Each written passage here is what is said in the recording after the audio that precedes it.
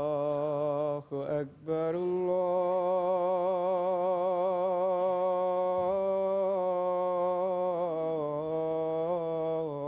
الله أكبر الله أكبر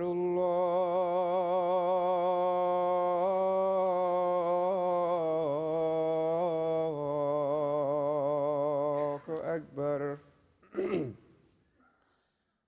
أشهد أن لا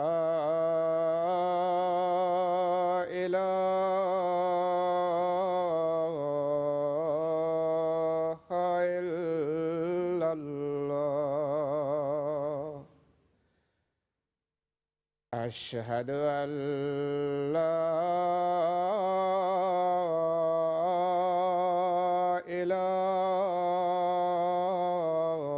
إله إلا الله أشهد أن محمدًا رسول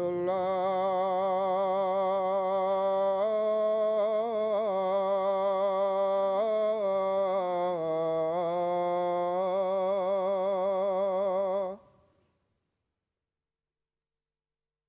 أشهد أن محمدًا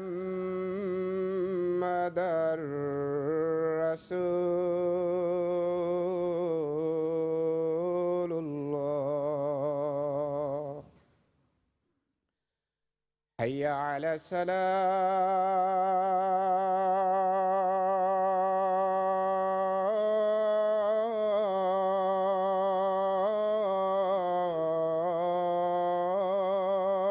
الصلاة حي على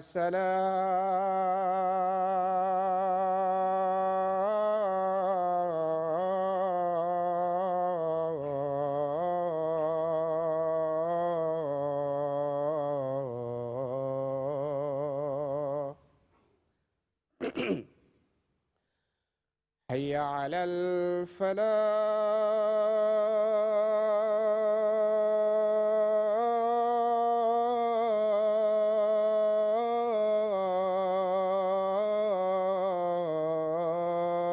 الفلاح حي على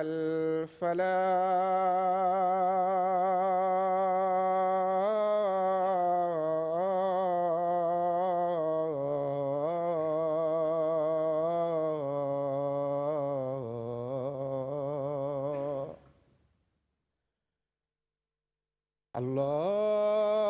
الله أكبر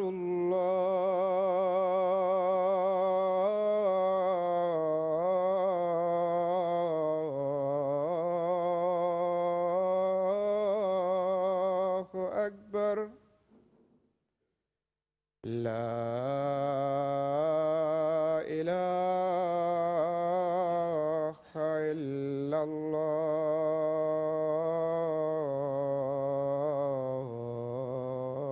الله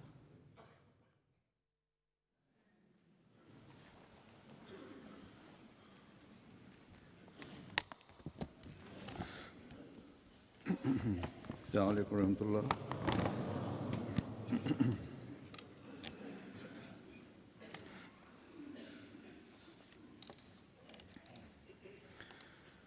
أشهد أن لا إله إلا الله وحده لا شريك له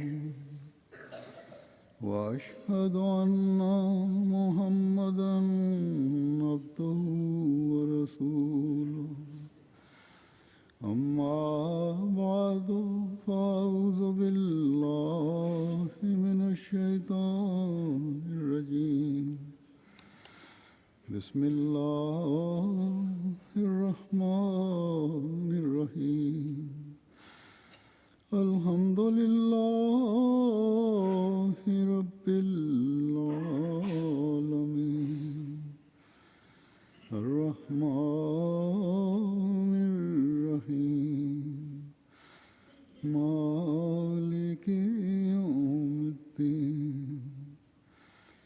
إياك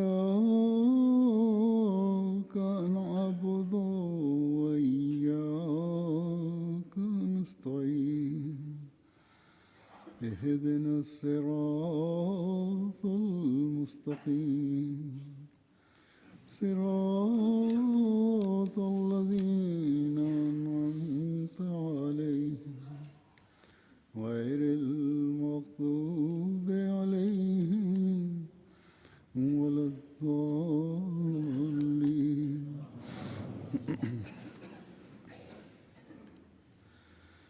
آج کا خطبہ بھی Genau, haben wir. Okay, gut.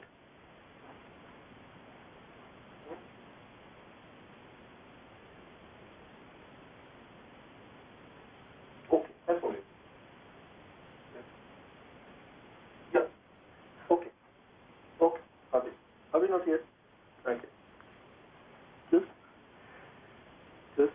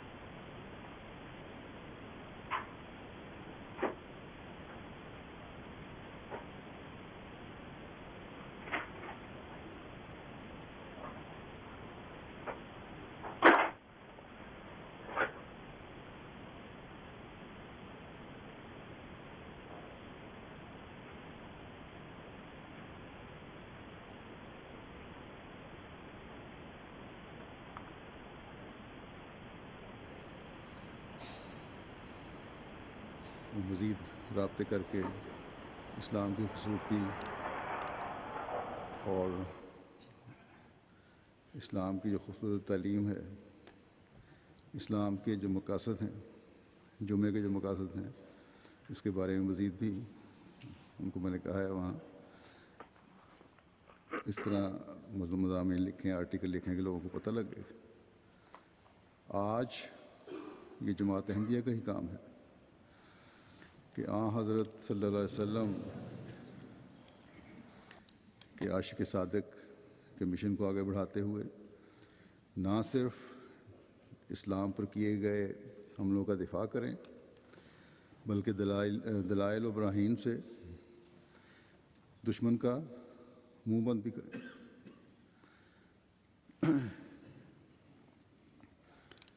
یہ ہمارا کام تو بہرحال ہے، لیکن خدا تعالیٰ نے خود بھی ایسے انتظام کیے ہیں۔ بعض دفعہ ایسے انصاف پسند غیر مسلموں کو بھی کھڑا کر دیتا ہے جو اسلام کی خوبیوں کو بتانے لگ جاتے ہیں۔ چنانچہ ایک کیتھولک عیسائی ہیں، پروفیسر ہیں، اسکالر ہیں، انہوں نے ڈیلی ٹیلی گراف میں گزشتہ دنوں مضمون لکھا جس میں اسلام اور مسلمانوں کی تعریف کی اور ایتھیزم کے خلاف اور یہاں جو قومیت پسند تنظیمیں ہیں ان کے خلاف باتیں کی، اور یہ لکھا کہ مسلمانوں کے جو اعلیٰ روایات ہیں، اعلیٰ تعلیمات ہیں، ان کو قائم رکھنے کی کوشش کرنی چاہیے ان کو۔ آج کل مذہب اور اسلام پر اعتراض کرنے والے زیادہ تر یہی لوگ ہیں جو خدا تعالیٰ کے وجود کے منکر ہیں۔ بہرحال جیسا کہ میں نے کہا، یہ کام تو آج ہمارا ہے کہ دین کی ضرورت اور زندہ خدا کے وجود کو دنیا پر ثابت کریں۔ کیونکہ ایک حقیقی مسلمان ہی اس کام کو سر انجام دے سکتا ہے اور زمانے کے امام سے جڑ کر احمدی ہی اسلام کی حقیقی تعلیم کو سمجھنے والے اور اسے دنیا میں پھیلانے والے ہیں اور ہونے چاہیے. اور یہ کام قرآن کریم کی تعلیم اور احکامات پر عمل کرنے سے ہی ہو سکتا ہے. جیسے کہ میں نے کہا تھا کہ آج ان 2 احکامات کے بارے میں کچھ کہوں گا جن کا اس فہرست میں ذکر ہے جو سورہ انعام کی آیات 152 اور 153 میں بیان ہوئی ہیں. میں گزشتہ چند خطبوں سے میں ذکر کر رہا ہوں. ان میں سے آج بیان ہونے والی باتوں میں پہلی بات عدل و انصاف سے متعلق ہے. اللہ تعالیٰ فرماتا ہے وَإِذَا قُلْتُمْ فَعْدِلُوا وَلَوْ كَانَ ذَا قُرْبَىٰ. اور جب تم کوئی بات کرو تو انصاف کی بات کرو چاہے وہ شخص کتنا ہی قریبی ہو جس کے متعلق بات کی جا رہی ہے. عدل کی مختلف صورتیں ہیں اور اس بارے میں قرآن کریم میں مختلف جگہوں پر تفصیلی احکامات بھی ہیں.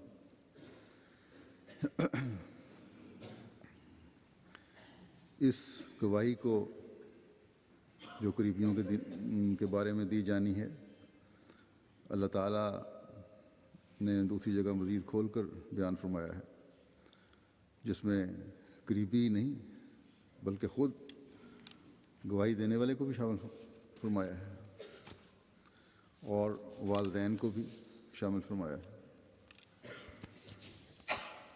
سورہ نساء کی آیت ہے 136. اللہ تعالیٰ فرماتا ہے کہ یا ایھا الذین آمنوا کونوا قوامین بالقسط شہداء للہ ولو علی انفسکم او الوالدین والاقربین ان یکن غنیا او فقیرا فاللہ اولی بہما فلا تتبعوا الہوی ان تعدلوا وان تلووا او تعرضوا فإن اللہ کان بما تعملون خبیرا. اے وہ لوگو جو ایمان لائے ہو اللہ کی خاطر گواہ بنتے ہوئے انصاف کو مضبوطی سے قائم کرنے والے بن جاؤ خواہ خود اپنے خلاف گواہی دینی پڑے یا والدین اور قریبی رشتہ داروں کے خلاف خواہ کوئی امیر ہو یا غریب دونوں کا اللہ ہی بہتر نگہبان ہے. بس اپنی خواہشات کی پیروی نہ کرو کہیں عدل سے گریز کرو یہ نہ ہو کہ عدل سے گریز کرو اور اگر تم نے گول مول بات کی یا پہلو تہی کر گئے تو یقیناً اللہ جو تم کرتے ہو اس سے بہت باخبر ہے. یہاں گواہیوں کے بارے میں ایک اصولی بات بیان ہو گئی کہ تمہاری گواہیاں خالصتاً اللہ تعالیٰ کی رضا کے حصول کو مد نظر رکھتے ہوئے ہونی چاہیے اور اللہ تعالیٰ کے احکامات کے تابع ہونی چاہیے. حضرت مسیح موعود علیہ الصلوۃ والسلام ایک جگہ فرماتے ہیں کہ حق اور انصاف پر قائم ہو جاؤ اور چاہیے کہ ہر ایک گواہی تمہاری خدا کے لیے ہو. پس دنیا میں عدل اور انصاف قائم کرنے کا ایک ہی ذریعہ ہے کہ اللہ تعالیٰ کی رضا مقصود ہو. اس کے علاوہ کبھی وہ اعلیٰ معیار قائم ہو ہی نہیں سکتا جو دنیا سے ناانصافی اور ذاتی غرضوں کے حصول کو ختم کر سکے. حضرت مسیح موعود علیہ السلام نے ایک اور جگہ فرمایا کہ تمام قوا کا بادشاہ انصاف ہے. اگر یہ قوت انسان میں مفقود ہے تو پھر سب سے محروم ہونا پڑتا ہے. بس عدل و انصاف کا وصف انسان میں ہونا اس کی خوبیوں کو روشن تر کر دیتا ہے. اس آیت میں جو تفصیل بیان ہوئی ہے اگر اس پر عمل ہو یعنی انصاف قائم کرنے کے لیے انسان اپنے خلاف گواہی دینے سے بھی گریز نہ کرے، اپنے والدین کے خلاف گواہی دینے سے بھی گریز نہ کرے، اور قریبیوں کے خلاف بھی گواہی دینے سے نہ روکے، تو ایک حسین معاشرہ قائم ہو جاتا ہے جس کی مثال نہیں مل سکتی۔ گواہیوں کی ضرورت پیش آتی ہے جب دو فریقین میں مسئلہ پیدا ہو۔ ایسی صورت میں یا خود فریقین سے اپنے اپنے بیان دینے کے لیے کہا جاتا ہے یا بعض گواہوں کو پیش کیا جاتا ہے تاکہ مسئلے کی حقیقت واضح ہو اور فیصلہ کرنے اور عدل و انصاف قائم کرنے میں آسانی پیدا ہو۔ اگر گواہیاں ہی جھوٹی ہوں، اپنے بیانوں کو توڑ مروڑ کر ناجائز حق لینے کے لیے پیش کیا جا رہا ہو، تو پھر فیصلہ کرنے والے کا فیصلہ بھی ہو سکتا ہے کہ صحیح نہ ہو۔ صرف یہ نہیں کہ صحیح نہ ہو بلکہ بہت زیادہ غلط بھی ہو سکتا ہے، اور ایسی صورت میں پھر گناہ گواہیاں دینے والوں کے سر ہے، فیصلہ کرنے والے کے سر نہیں۔ بعض گواہ اپنی ذاتی فائدے کے لیے نہیں تو اپنے عزیزوں کو فائدہ پہنچانے کے لیے غلط گواہی دے جاتے ہیں۔ فیصلہ کرنے والے ادارے کو غلط راستے پر ڈالنے کی کوشش کر رہے ہوتے ہیں اور پھر نتیجتاً گناہ گار بنتے ہیں۔ حضرت صلی اللہ علیہ وسلم نے فرمایا کہ اگر کوئی غلط بیان دے کر میرے سے بھی غلط فیصلہ کرواتا ہے تو ایسا ہی ہے جیسا میں اسے آگ کا ٹکڑا دلوا رہا ہوں۔ بس جھوٹے بیان اور جھوٹی گواہیاں دے کر آگ کے ٹکڑے حاصل کرنے سے ہر ایک کو بچنا چاہیے۔ حقیقی مومن وہی ہے جو اس سے بچے۔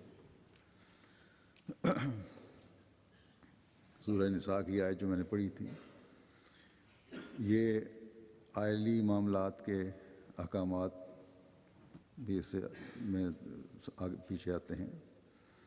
بس اگر ان لوگوں کو جو خاص طور پر اپنے ناجائز حقوق خامد ہو یا بیوی ہو لینے کی کوشش کرتے ہیں،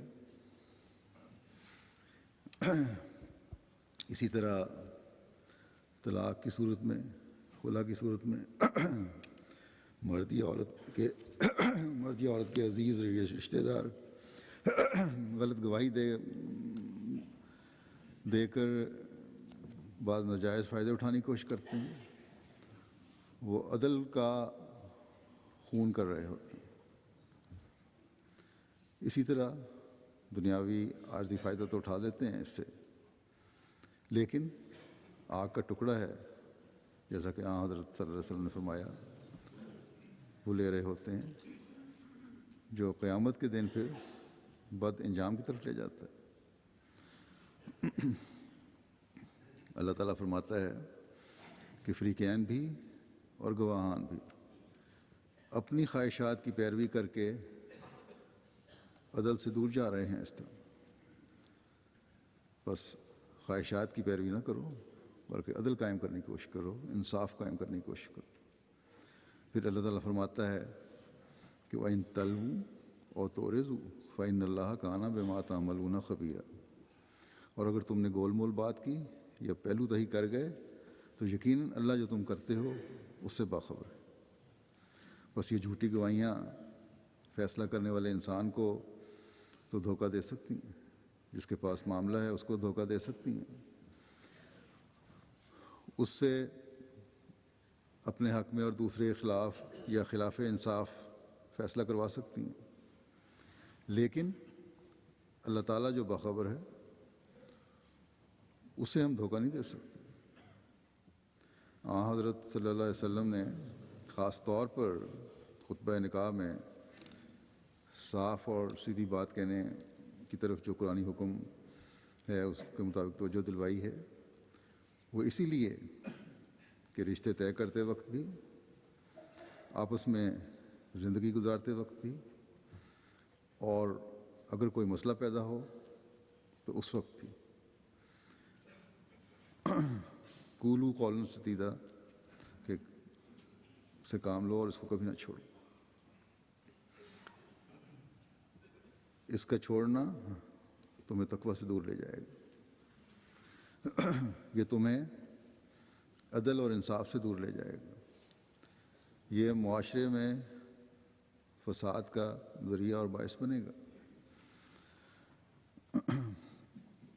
ہمارے قضاء میں بھی جب خلا اور طلاق کے معاملات آتے ہیں تو بعض میں خود بھی دیکھتا ہوں کہ انصاف پر مبنی اور حقائق پر مبنی نہ بیان دیے جاتے ہیں، نہ ہی گواہان اپنی گواہیاں دیتے ہیں. اسی طرح لین دین کے معاملات ہیں، ان میں بھی بعض لوگ عارضی اور ذاتی فائدے کے لیے تقویٰ سے دور ہٹ کر آگ کا گولا لے رہے ہوتے ہیں.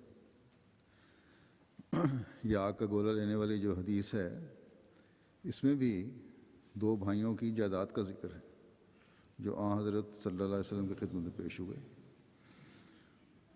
اور آن حضرت صلی اللہ علیہ وسلم نے ان کو یہی فرمایا کہ وہ ایک چرب زبان اگر ہے کوئی تو میرے سے فیصلہ کروا لے گا، لیکن یہ آگ کا گولا ہے جو میں تمہیں دوں گا اور قیامت کے دن یہی پھندا بنے گا.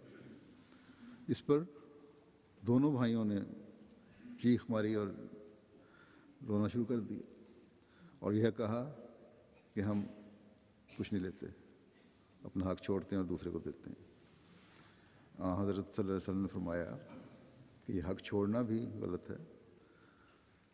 تم لوگوں کا حق ہے تو ضرور لو، اور اگر فیصلہ نہیں کر رہا ہے، کوئی کاغذات ایسے نہیں جن کا ثبوت ہے، کوئی گواہیاں ایسی نہیں جن کا جو ثبوت کے طور پر پیش ہو سکیں، تو قرعہ اندازی کر لو، جو جس کے حصے میں آئے وہ اس پر راضی ہو جائے.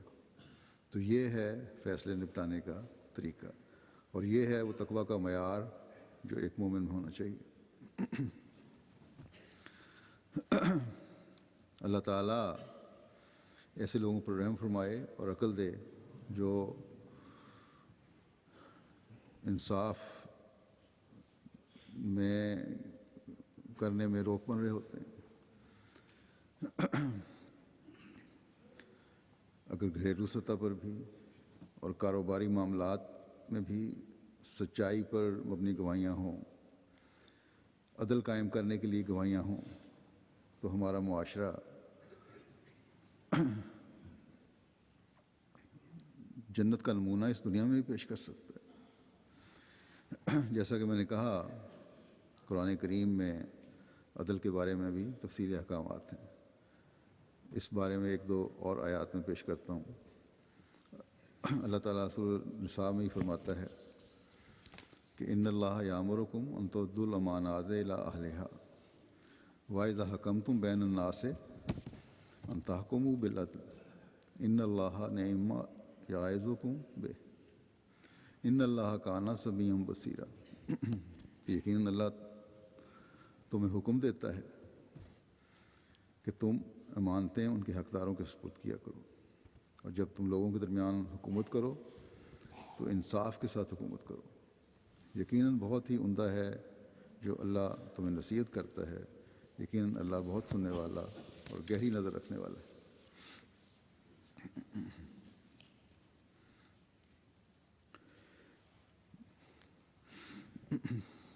اس میں پہلی بات اس آیت میں تو امانتوں کو حقداروں کے سپرد کرنے کی بیان فرمائی. اس بارے میں کچھ عرصہ پہلے میں ایک تفصیلی خطبہ دے چکا ہوں کہ یہ سال عہدیداران کے انتخاب کا سال ہے، اس لیے ذاتی خواہشات کو سامنے رکھتے ہوئے نہیں، خاندانی تعلقات کو سامنے رکھتے ہوئے نہیں، بلکہ انصاف کے تقاضے پورے کرتے ہوئے، امانت کا حق ادا کرتے ہوئے اپنی نظر میں ایسے عہدیدار منتخب کریں جو اپنے کام سے انصاف کر سکیں. بہرحال انتخاب تو ہو گئے. بعض جگہ خود منتخب کرنے والوں نے اپنی نظر میں بہتر عہدیداران منتخب کیے، बाज़ जगह dass man मैंने खुद bei den बाज़ तब्दीलियां Wahlen की nicht die Freundschaften, Verwandtschaften beachten sollte, sondern solche Amtsinhaber auswählen sollte, die ihrer Aufgabe gerecht werden können.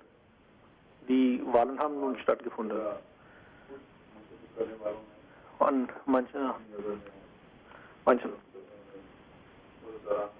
manchen Orten haben die Leute selber Amtsinhaber gewählt. An einigen Stellen habe ich selber Leute eingesetzt und an einigen Stellen habe ich die Vorschläge der Vorschlagenden nicht akzeptiert. Jeder Mensch hat sein eigenes Niveau und Art und Weise, Arbeit zu erledigen. Und wenn er dieses Niveau und diesen Gipfel erreicht hat, dann kann da keine weitere Entwicklung mehr stattfinden. Und auch deshalb sind einige Änderungen vorgenommen worden. Manche Leute denken, dass die Änderungen sind ein Ausdruck des Missfallens. Mehr als ein Ausdruck des Missfallens ist das Interesse der Jamaat beachtet worden. Und Gott weiß, was in den Herzen ist. Wir entscheiden oder schlagen vor gemäß den sichtbaren Sachen, aber in manchen Jamaats sind auch jetzt noch Amtsinhaber gewählt worden aufgrund ihrer Freundschaft, aufgrund der Freundschaften und der Verwandtschaften. Möge Allah diesen Leuten Vernunft geben. Auf jeden Fall haben die Wahlen stattgefunden und die Amtsinhaber haben nun die Aufgabe, ihre Schwächen vor Gott zu präsentieren und ihn um Vergebung zu bitten und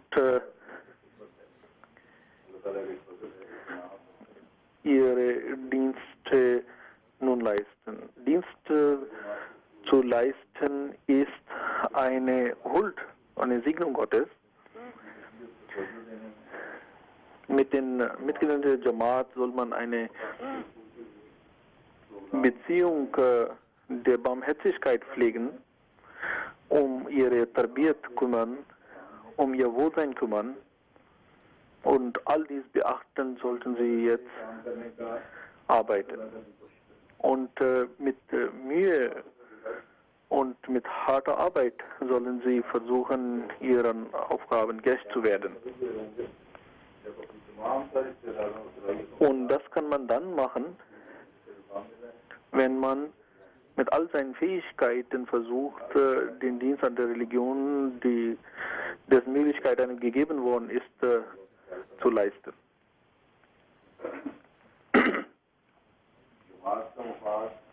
Das Interesse der Jamaat soll über alle persönlichen Interessen sein. Allah sagt, dass er alles kennt und alles, was wir machen, ist in seinem Wissen. Deshalb sollte man diese Möglichkeit des Dienstes an der Religion als eine Segnung betrachten. Und jeder gewählte oder eingesetzte Amtsinhaber soll dementsprechend arbeiten. Und diejenigen, die im Namen Gottes eingesetzt worden sind, zu Amtsinhabern geworden sind, wenn sie ihren Pflichten nicht nachkommen, so werden sie von Gott danach befragt werden. Und deshalb ist es wichtig, dass man demütig ist und Gott um Unterstützung und Hilfe bittet. Möge Allah allen Amtsinhabern und allen Mitarbeitern der Jamaat dazu befähigen. Dann sehen wir, dass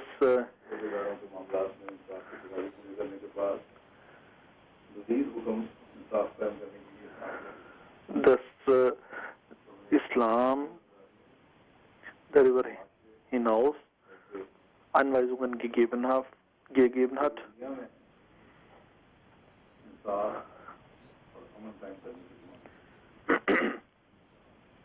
Allah sagt in Surah Al-Maida in Ayat 52, ja,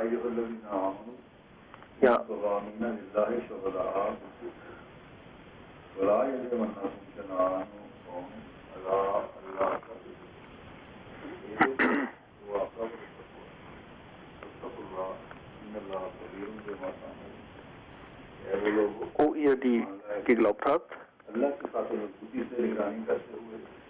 ihr sollt gerecht handeln und darüber Zeuge sein, um Gottes Willen. Und selbst die Feindschaft eines Volkes soll euch nicht dazu anregen, ungerecht zu sein. Seid gerecht. Das ist der Gottesfurcht am nächsten. Allah weiß, Allah hat Kenntnis darüber, was ihr macht. Also sagt, das ist eine sehr schöne Lehre, um Unfrieden und Streit aus der Welt zu schaffen. Solche schöne Lehren gibt es außerhalb des Islam in keiner anderen Religion. Allah sagt, seid standhaft. Das Wort, das hier benutzt worden ist, ist Qawam. Und das bedeutet, dass man ohne Fehler zu leisten, ohne zu schwanken, steht und fest an seinem Platz bleibt. Und solch ein Mensch wird weder nachlässig, noch wird er von seinen persönlichen Interessen beeinflusst. Und so standhaft bleibend soll er Zeugnis über Gerechtigkeit legen. Und was ist das Niveau der Gerechtigkeit? Das Niveau der Gerechtigkeit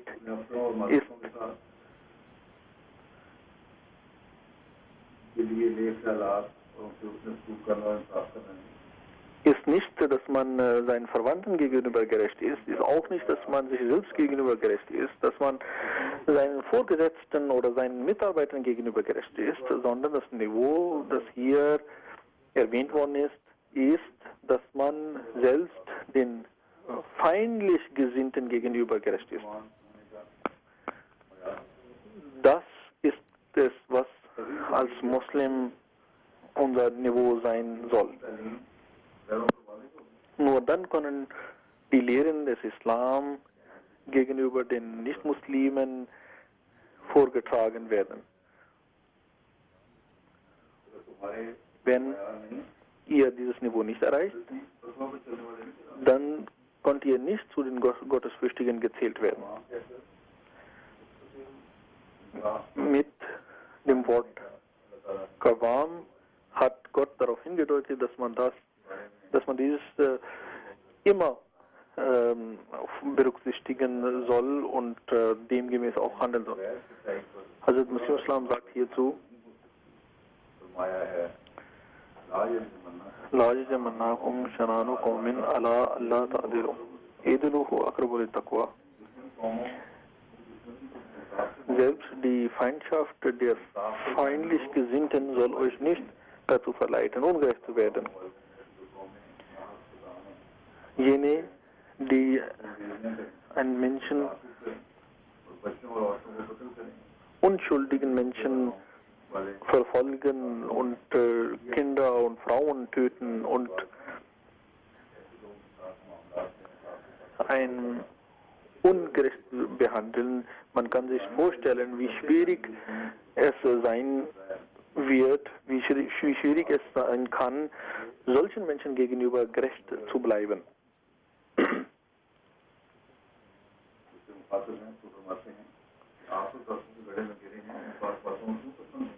Dann sagt der Islam zu demjenigen, den Hazur schreibt, sie sind voreingenommen, deshalb werden sie das vielleicht nicht verstehen können. Aber ich sage in der Wahrheit, dass mit dem Feind gut umzugehen ist einfacher, als die Rechte des Feindes zu beachten und ihm seine Rechte zu geben.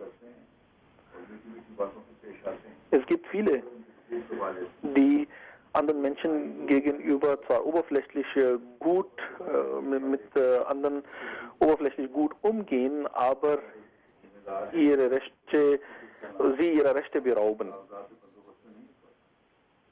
Zum Beispiel, indem sie ihr Land an sich reißen. Aber in ihrem alltäglichen Umgang sind sie sehr freundlich. Deshalb hat Gott hier nicht gesagt, dass man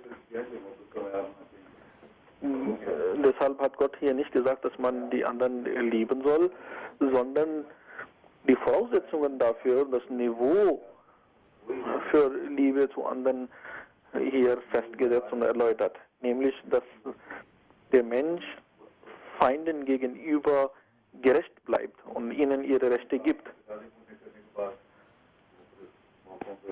Dann sagt Sur, das, was ich erwähnt habe, danach sagt Allah im Heiligen Koran,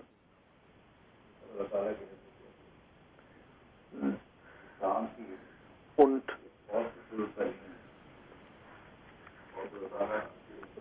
kommt euren Pflichten und euren Versprechen Gott gegenüber nach. Also sagt eine der schönen Lehren des Islam, die Lehren des Islam haben diese Eigenschaft, dass die verschiedenen Anweisungen, die im Heiligen Koran erwähnt worden sind, da hat Gott auch gesagt, dass diese Sachen, diese Befolgung der Anweisung um Gottes Willen sein soll.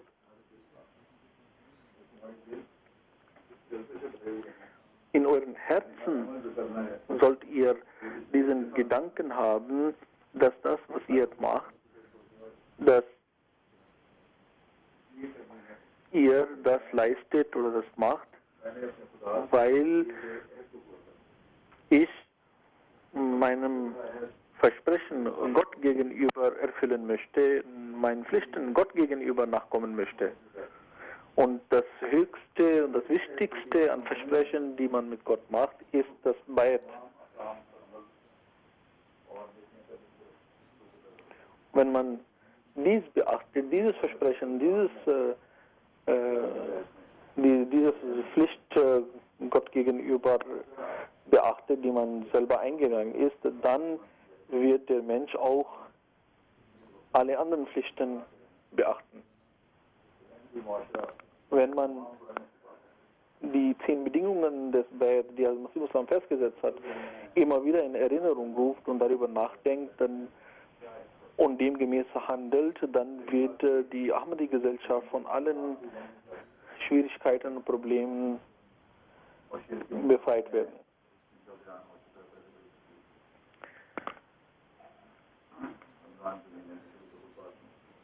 Am Anfang des Ramadan habe ich über Schirk, also Beigesellung von anderen neben Gott, erläutert. Dann habe ich auch weitere Sachen wie Lüge, Ehebruch und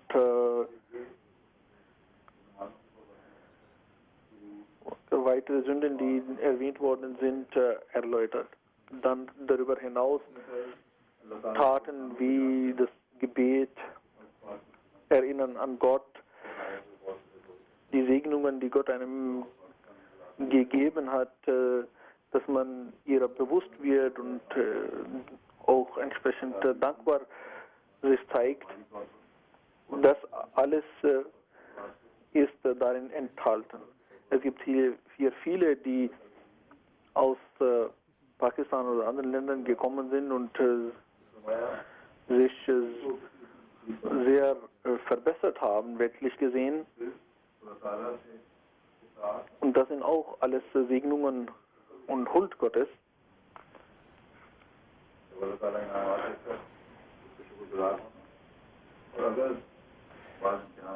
Und wenn der Mensch auch durch Schwierigkeiten gehen muss, selbst dann sollte man standhaft sein und sich davor hüten,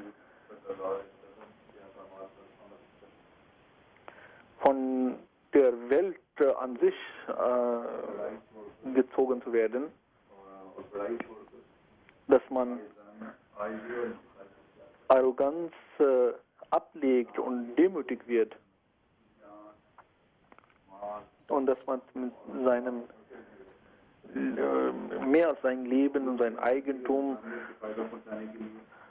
Gott und die Religion schätzt und dass man für die Mitmenschen und die Schöpfung Gottes Sympathie und Barmherzigkeit empfindet. Und dann, dass man eine Beziehung der Liebe und des Gehorsams gegenüber Hazrat Masih Islam pflegt, dessen Beispiel in anderen Beziehungen nicht zu finden ist. Es ist daher wichtig, dass wir uns überprüfen, inwieweit wir diesen Bedingungen des Bayt nachkommen. Es ist auch wichtig,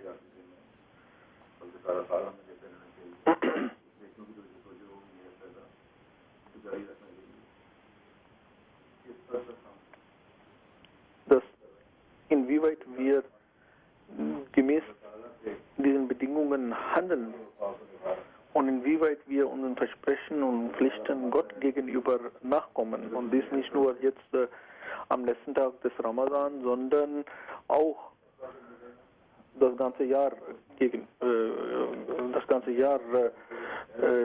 hindurch. Allah sagt im Heiligen Koran, dass wenn ihr euren Versprechen Gott gegenüber nachkommt, so wird Gott eure Herzen reinigen und euch zu jenen zählen, die ihm nahe sind, die von Gott geliebt werden. Gott sagt, ihr werdet nach euren Versprechen befragt werden, inwieweit ihr eure Versprechen eingehalten habt und nicht nur die Versprechen gegenüber Gott, sondern auch die Versprechen gegenüber den Mitmenschen sind hier gemeint. Auch deswegen wird Gott euch zur Verantwortung ziehen und euch danach befragen.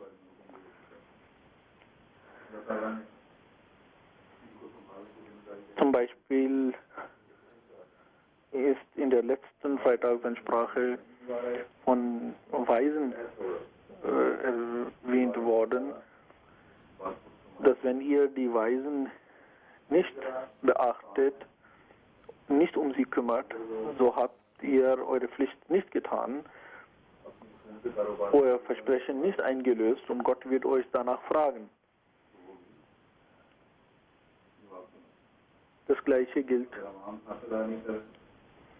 für die Regierung, dass man der Regierung gegenüber seine Versprechen erfüllt und auch gegenüber anderen Mitmenschen.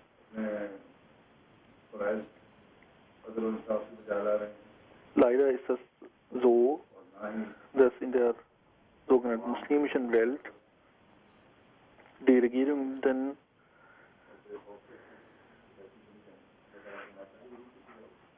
nicht ihren Pflichten gegenüber den Bürgern nachkommen. Über die Amtsinhaber habe ich bereits erwähnt. Wenn die Amtsinhaber nicht so viel Zeit der Jamaat zur Verfügung stellen, wie es sein sollte, oder wenn sie nicht über ihre Entscheidungen nachdenken und unüberlegt handeln, dann sind sie ihrer Pflicht nicht nachgekommen.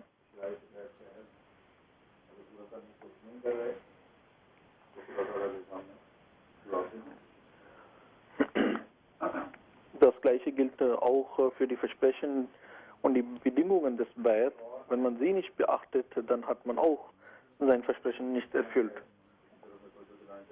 Es gibt noch ein Versprechen, daraufhin möchte ich auch aufmerksam machen, dass in jedem Land leistet jeder Mensch ein Versprechen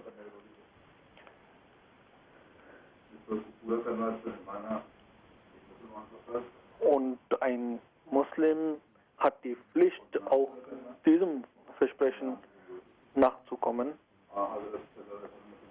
Der heilige Prophet sagte, dass die Liebe zu dem Land ein Teil des Glaubens ist. Auch darüber sollten sich die Ahmadis Gedanken machen.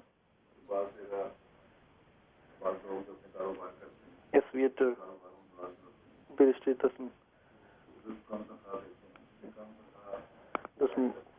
manche Leute einstellen und denen nicht ihr volles Gehalt geben oder wenig Gehalt geben und den Rest von der Stadt bekommen. Sie handeln selber falsch und sie lassen auch andere falsch handeln. Sie lügen.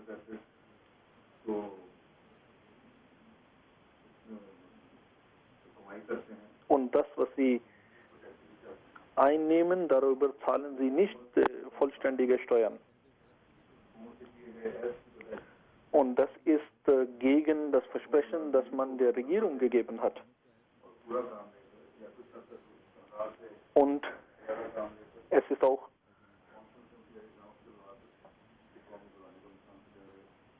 dass sie den Leuten nicht ihr vollständiges Gehalt zahlen, sondern weniger und den Rest von der Stadt zahlen lassen. Dadurch schaden sie die Finanzen des Landes oder der Stadt. Und sie haben dadurch nicht nur ihr Versprechen der Regierung gegenüber nicht eingehalten, sondern auch ihr Versprechen Gott gegenüber nicht eingehalten. Auch in dieser Hinsicht sollen alle über sich nachdenken.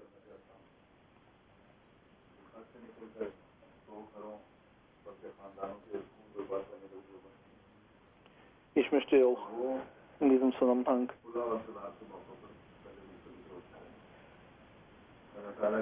auch erwähnen, dass in Fällen von Ehescheidung manche Versprechen nicht eingehalten werden.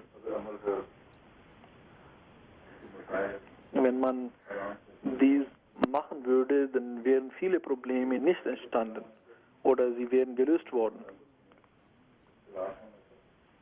Wenn man Differenzen entwickelt, hat Gott in solchen Fällen ermahnt, insbesondere die Ehemänner,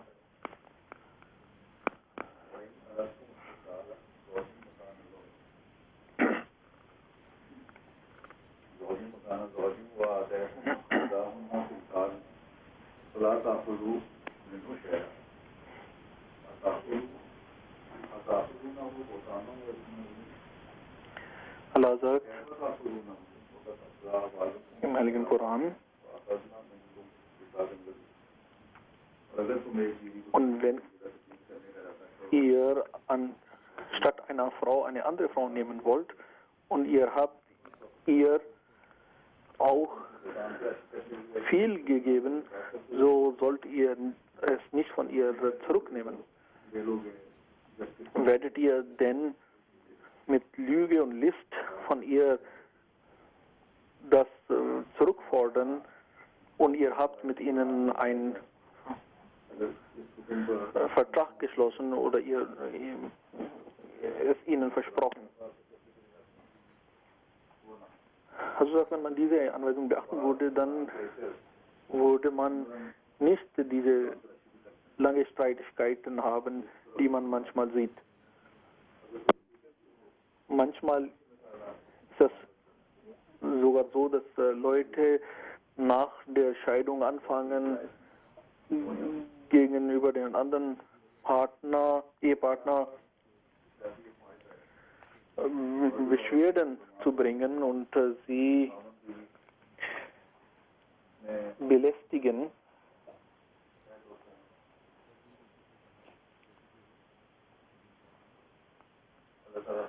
Allah Ta'ala sagt, dass ihr habt unter euch einiges versprochen, auch wenn da keine Zeugen dabei sind, so ist es dennoch ein Versprechen und Allah ist Zeuge darüber. Und wenn ihr aus irgendeinem Grund diese Beziehung nun beenden wollt, selbst in diesem Falle sollt ihr diese Versprechen beachten. Und das, was ihr gegeben habt, das sollt ihr nicht zurückfordern, außer wenn der Qazi, der Richter,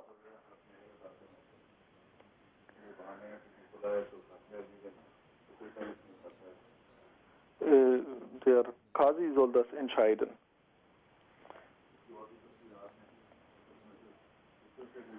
Auch dieser Vorwand, dass es ein Khula ist und deshalb fordert man Haqmar zurück, ist nicht richtig.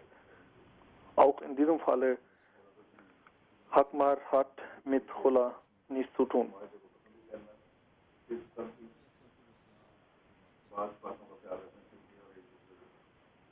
Selbst wenn man also eine Beziehung löst, soll man diese Versprechen beachten.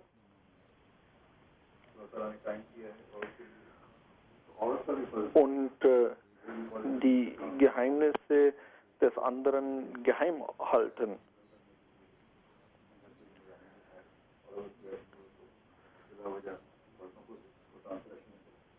Und wenn es dazu kommt, so gilt dies auch für die Frauen, nicht nur für die Männer. Und auch die Frauen sollen die Geheimnisse des Mannes nicht verraten.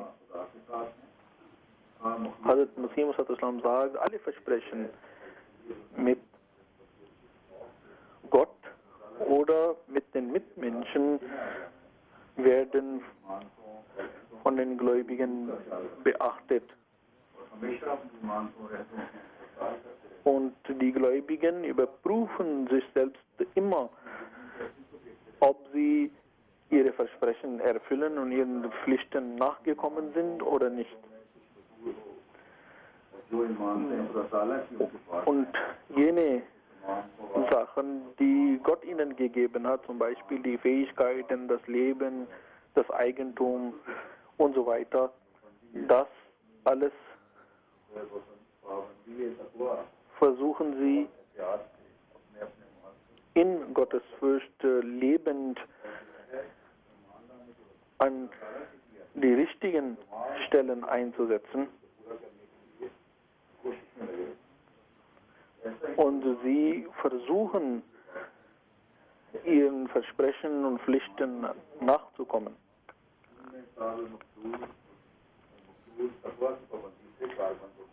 Und sie, wenn eine Sache vor ihnen kommt, dann in Gottesfurcht darüber entscheiden. Dann sagt Islam weiter, die spirituelle Schönheit des Menschen hängt damit zusammen, dass er alle Wege der Gottesfurcht beschreitet. Und es ist offensichtlich, dass wenn man alle Fähigkeiten und Organe und alles, was Gott einem geschenkt hat, wie zum Beispiel Augen, Ohren und Herz und andere Organe, wenn man sie alle an der richtigen Stelle, auf die richtige Art und Weise einsetzt und nicht nur seinen Pflichten Gott gegenüber nachkommt, sondern auch seinen Pflichten und Versprechen gegenüber den Mitmenschen, dann führt diese zu der spirituellen Schönheit und deshalb ist im Heiligen Koran die Redewendung von Libas ut-Taqwa, also die Kleider der Gottesfurcht, gesprochen worden.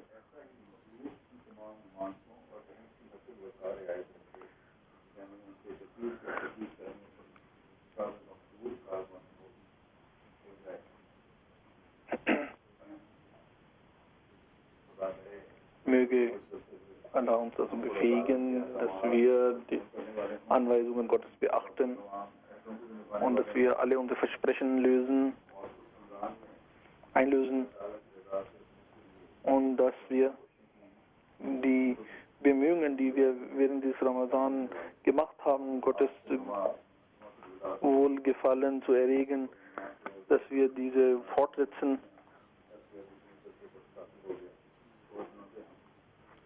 und dass wir diesen letzten Freitag des Ramadan, Jumat al-Wida, nicht vergessen, in dem Sinne, dass heute Ramadan beendet ist.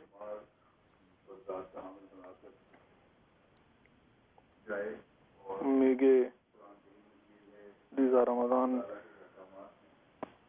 uns Segnungen schenken. لله نحمده ونستعينه ونستغفره ونؤمن به ونتوكل عليه ونعوذ بالله من شرور أنفسنا ومن سيئات أعمالنا من يهده الله فلا مضل له ومن يضلله فلا هادي له ونشهد أن لا إله إلا الله ونشهد أن محمدا عبده ورسوله عباد الله رحمكم الله إن الله يأمر بالعدل والإحسان وإيتاء ذي القربى وينهى عن الفحشاء والمنكر والبغي يعظكم لعلكم تذكرون اذكروا الله يذكركم وادعوه يستجب لكم ولذكر الله أكبر.